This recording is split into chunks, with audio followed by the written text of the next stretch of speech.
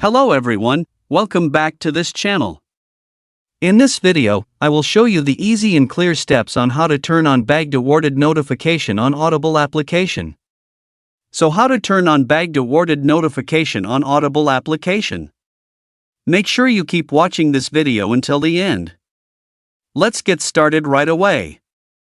Firstly, open the Audible app on your Android device. This is the initial screen of the Audible app. Next, tap the profile icon at the bottom. And it appears like this. Tap the profile icon at the top right. Tap Notifications. And tap Bagged Awarded. So that's it, tutorial how to turn on bagged awarded notification on Audible application. Thank you for watching. I hope this video was helpful. See you in the next video.